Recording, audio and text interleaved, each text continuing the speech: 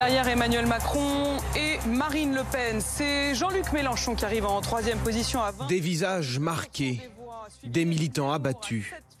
Pour Jean-Luc Mélenchon, le scénario se répète. Il échoue aux portes du second tour.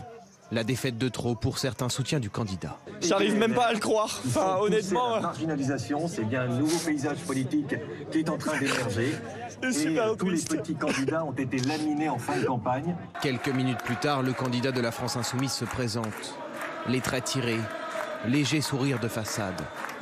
Au pupitre, Jean-Luc Mélenchon est acclamé. Quant au vote du second tour, Jean-Luc Mélenchon donne une consigne claire à ses électeurs. Nous savons pour qui nous ne voterons jamais. Il ne faut pas donner une seule voix à Madame Le Pen. Il ne faut pas donner une seule voix à Madame Le Pen. Il ne faut pas donner une seule voix à Madame Le Pen. Alors, un front républicain est-il possible? Ces électeurs vont-ils voter en faveur d'Emmanuel Macron le 24 avril? Personnellement, je n'irai pas voter, vous voyez, ni Macron, ni Le Pen. Il y a entre la peste et le choléra, je vais choisir aucun des deux, quoi.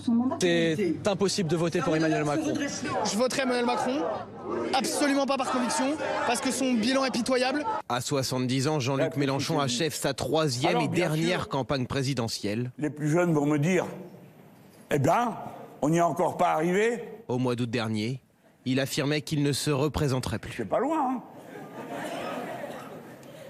Faites mieux. Merci.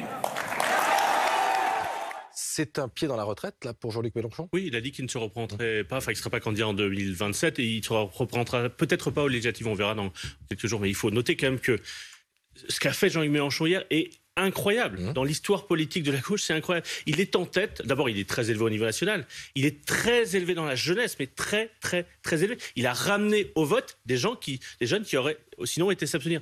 Quand on fait la liste des grandes villes, il est en tête dans la plupart des grandes villes. À Lille, il fait 40%. À Lille, bastion socialiste. À Rouen, à Nantes. Je regarde tout ça. Par exemple, il est en tête au Havre chez Édouard Philippe. Il est en tête à Fort-Calquier chez Christophe Castaner.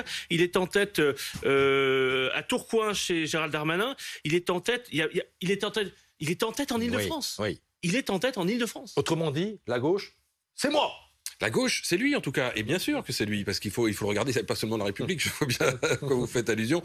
Et surtout, quel changement par rapport à il y a 5 ans. Vous vous souvenez d'il y a 5 ans, cette espèce de froid qui s'était abattu sur la campagne de Jean-Luc Mélenchon, ce silence, ce semblant de contestation des résultats. Là, on a eu un Jean-Luc Mélenchon comme libéré par la campagne qu'il a menée, comme libéré par son score. On sait que ce sera vraisemblablement sa dernière aventure présidentielle. Je dis vraisemblablement parce qu'il faut toujours en politique se méfier. Mais en tout cas, on l'a senti libéré comme un passage de témoin et avec un appel très clair, en tout cas, à faire barrage à l'extrême droite et pas une voix pour Marine Le Pen. Il l'a répété 4 fois dans une espèce de jeu. Il a même plaisanté. Ça veut dire à quel point il était à l'aise.